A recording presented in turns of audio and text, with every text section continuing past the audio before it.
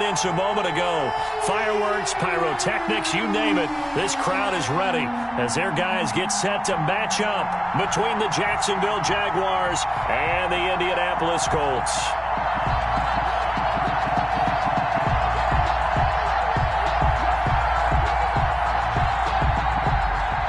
Rigoberto Sanchez to kick off for Indianapolis. The first quarter of the season already in the rearview mirror, and off we go in Week 5 on EA Sports. This will make it into the end zone. And no run back here, so they'll bring it out to the 25.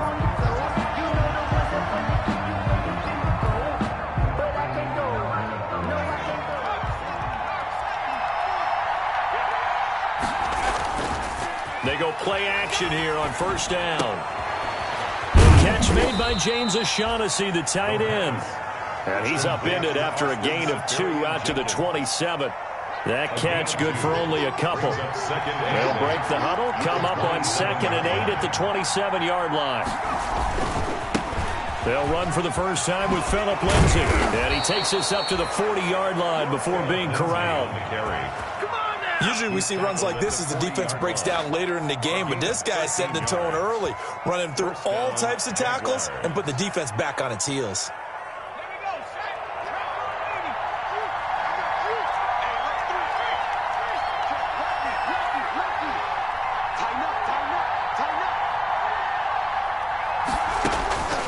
They'll look to throw now on first down. And the coverage terrific there as that's knocked down and incomplete. T.Y. Hilton, the intended receiver. And that'll bring up second down. So second down and 10. Once again, they'll go from the 40.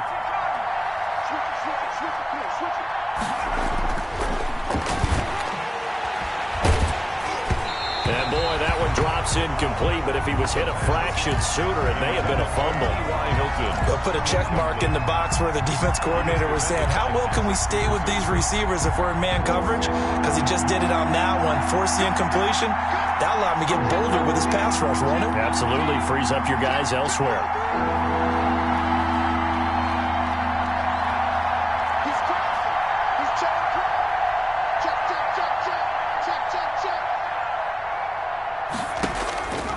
On third down, he'll drop to throw. And the throw there going to be incomplete. So one first down on that drive, and that's it. Forced to take the deep shot on third down and couldn't hit it. Now they have to punt this one away. On fourth down, on is Logan Cook to punt. Back deep, Patrick Peterson.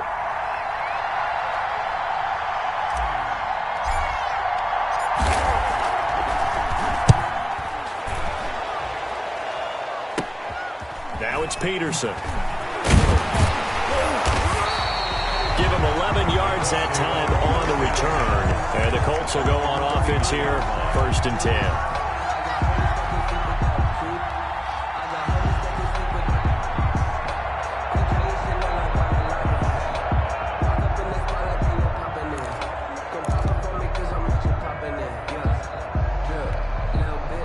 Good starting field position for the Colts as they have it 1st and 10 at the 39-yard line. They'll run. This is Jonathan Taylor. And hard running's going to get him over the 40 to the 42. Jonathan Taylor calling a gain of 4 on first, and that'll make it second down. I feel like I could see what he was thinking on that carry. Wanted to follow that big tackle through the hole. Ended up only getting 4 yards on the carry. I think he had designs on that one being bigger. Second down at 6 now from the 42. Stafford. They'll set up the screen to Barkley. And they're well past midfield, just a yard or two shy of the 40. 16 yards, a first down. I like the screen being called here early in the game, especially on the opening drive, because, Brandon, when guys come out of the locker room, especially those pass rushers, they are so amped up to get to the quarterback that you can use that against them, and a screen pass is a great way of doing it. A lot of teams against good pass rushing teams, they want to run the screen 10 to 12 times in a game. Barkley unable to get away on the first down run as he'll be stopped for a loss of a couple. Part of their struggles last week was getting these negative plays on 1st and 2nd down. That's something they have to be wary of as this game continues. 44-yard line.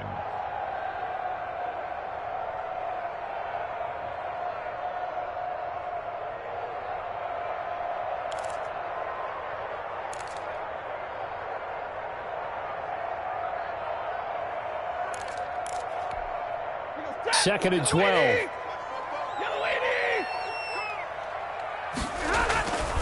Now Stafford. He'll find Hodgins there complete. 6 yards is the pickup, and that'll lead to a 3rd down. Charles, Thursday night game, I think a lot of teams probably say shrink the playbook somewhat. Is that correct? I think you're right about that because you just don't have the amount of time that you have in a normal week to put in a full playbook. So as you said, you shrink the playbook, pick out the plays that work best for you. And you know what else you're looking for? Who are the freshest guys coming off of the last game to play on a Thursday night? Guys have a little extra pep in their step. You go to them early and often. And that one complete to Hodgins. Well, this is going to depend on the spot, but it's not a very generous one. He looks to be about a yard or so short. 5 yards. So first possession, 4th and short. Field goal's no gimme from here. What do you think about going for it? I'm not just thinking about it. I'm signaling, go for it. Let's get this, all right? Yeah, look, you're right. You know, the field goal's there, but it's not a chip shot. My big thing is opening drive. You're trying to establish momentum. Let's not stall it ourselves. Let's go get this 1st down and then continue on downfield and try and get a touchdown. Like your confidence. Yeah, why not? Let's go. So they'll pass on what would have been a 49-yard field goal attempt, and they're going for it on 4th down. And they're going to try the screen. It's complete. Gets through, and now an opening. And they'll have it in the red zone before he crosses over out of bounds. That one good for 17 yards on 4th. Couldn't ask for much more from your offense there. 1st down. 16-yard line. Circle round twice for the encore. If you know, you know.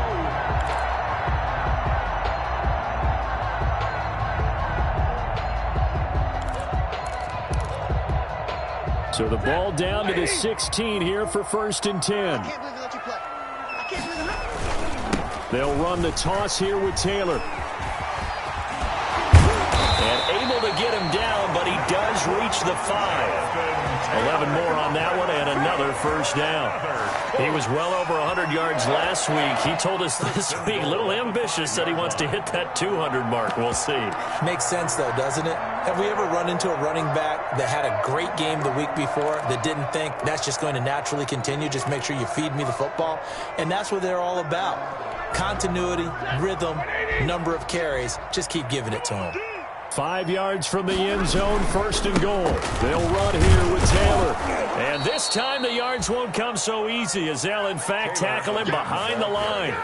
That's going to go as a loss of 2, and it'll be 2nd down. Loss of 2 brings up 2nd and goal at the Jaguars' 7-yard line.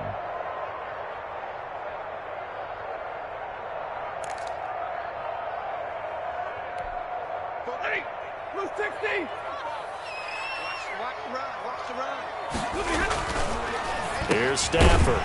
This is caught. And he's able to get it down to the 2-yard line. 5 yards that time on the completion. And now it's 3rd and goal. 5 yards. Not a big window to throw. Coverage wasn't too bad there. Yeah, they had him under wraps pretty well, but somehow able to muscle his way open and catch the ball.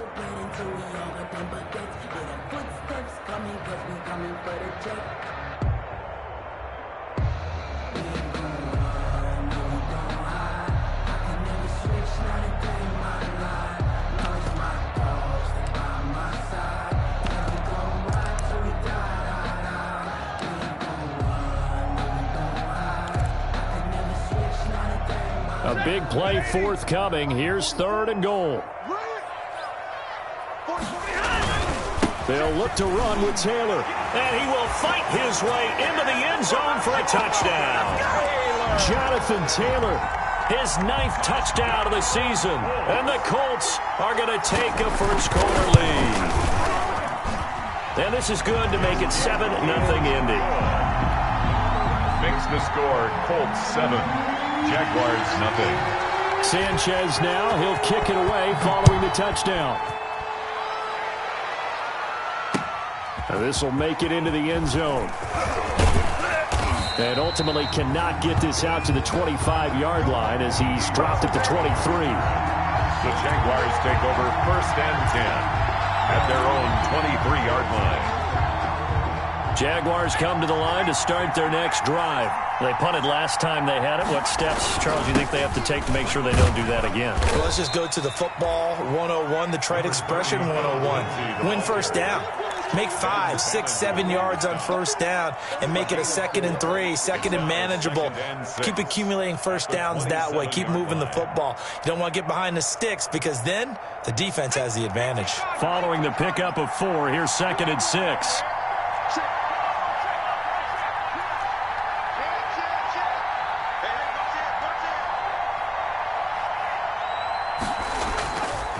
They'll set up to throw. Going for Hilton, and it's intercepted. Picked off by Julian Blackmon. And they will be set up now as he brings this thing all the way back inside the 20. What a start defensively. Your offense goes out, gets the touchdown, and then you get the interception. Just perfect. How about the discipline that they showed on defense? Because after the offense scored to go up 7-zip, you would think they might be a little extra aggressive trying to get back at them. Instead, they read their keys well. When they took the shot downfield, they were more than prepared for that one. 1st and 10, Taylor now. And able to get him down, but he does reach the 5. It's a nice pickup of 12 yards, and it gives him a 1st and goal. Well, they came into this game saying it was important that they set the tone and show that they can run the football. And I believe that they've done that here in the first quarter. They'll try and run for it on 1st and goal. And he gets him a little bit closer. He takes it from the 6 inside the 5 to the 4. He was brought But a spotlight hit him once already tonight as he got into the end zone. He was trying to make it a double spotlight, wasn't he? But credit the defense, bottling him up, not letting him get in for the 2nd score there.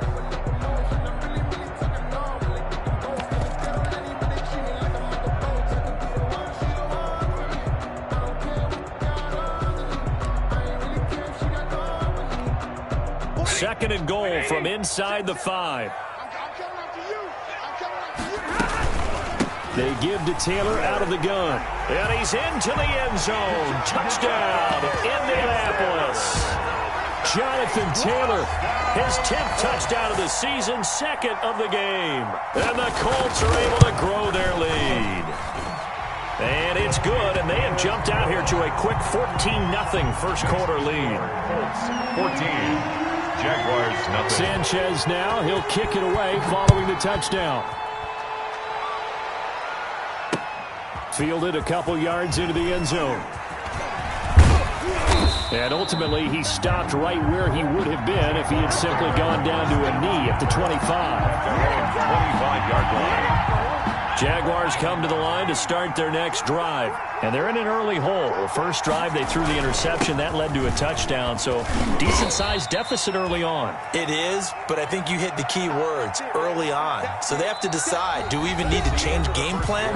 Or do we just need to execute better and try and get back in this game? Jaguars, nothing. Here's 2nd and 7 now from the 28.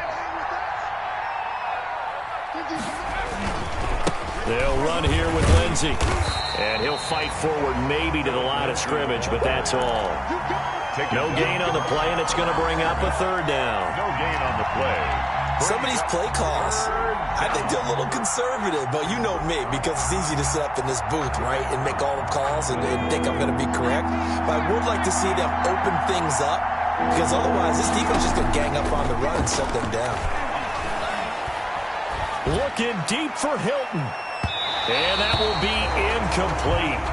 Well, they weren't scared to let it fly, but it falls to the ground and brings up 4th down.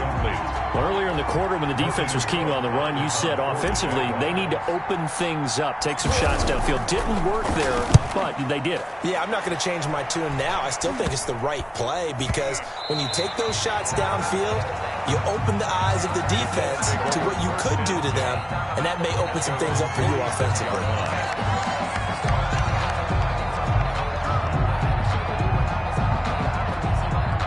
The Colts come to the line ready to start their next drive. It's been a good first half so far. They're up 14-0. Points here that can really put them in command before intermission. Yeah, and it's all well and good what they're seeing and how they're feeling right now. But this is the NFL. How many times have we watched 14-0 leads evaporate and quickly? So how have we seen them combat it? Continue to run your offense, but don't back off at all. Don't start looking at the clock. Don't start thinking about, hey, just take care of the football. Keep attacking. Usually the best way to maintain control. 2nd and 12 now at the 44-yard line. Now left side on the swing pass. And taking it across midfield and inside the 45. A gain of 13. It's a first down. They ran that one well, and not only did they pick up a nice chunk of yardage on the screen, they sent a message to the defense. Rush the passer all you want, but you better be careful. We can hit you going back the other direction.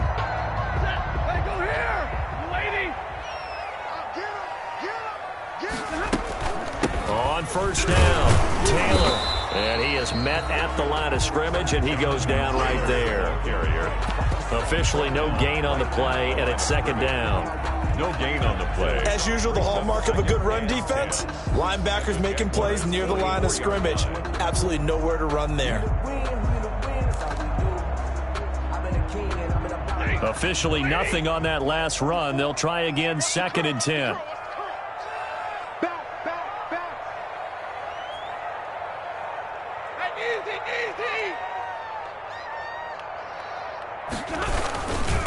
Now Taylor.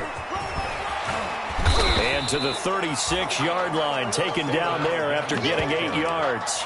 Joe Schobert. I know the toss play begins with the guy taking the snap and turning around and tossing it to the runner. But where the real intrigue is, can they seal the edge? Whether it's an offensive tackle or a tight end in the direction they want to run the football. If they do that, that's the result that you get, that type of a gain. If they don't, oftentimes it's not a very successful play.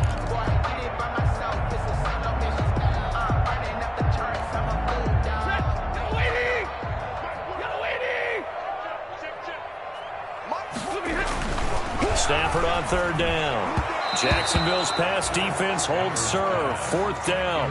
More problems here on 3rd down. They've converted only once so far in this first half. And you know as well as I do in this league, if you don't win on 3rd down, it makes it hard to win a ball game because then you're relying on your defense, you're relying on your special teams. You've got to get it done with your offensive unit.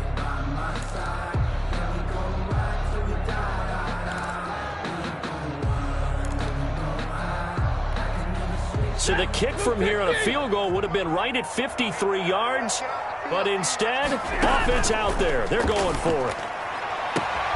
Open man is Taylor. He's got it. And he gets it down a yard or two shy of the 30 before he's out of bounds. Well, they deemed it 4-down territory, and they got 4 yards to pick up the first. 2-yard line.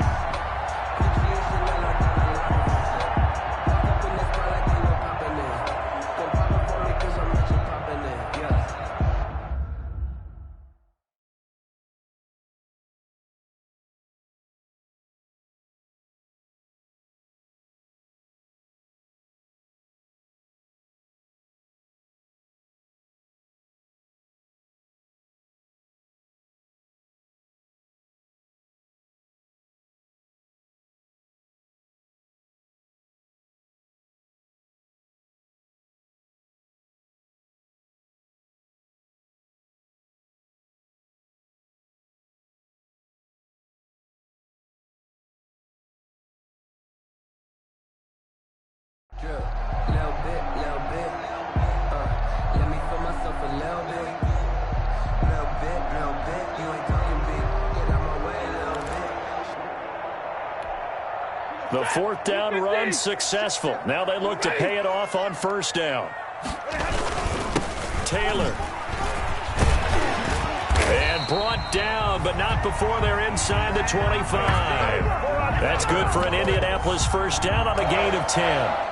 He's obviously a bit of a shorter running back. Sometimes when he goes up the middle like that, he gets lost in there and then he pops out for 10, 20 yards. I actually asked NFL linebackers if that was true. Do you actually lose sight of some of the smaller running backs? And all of them confirmed that that can be a problem. Think of it this way. 2 of the top running backs in NFL history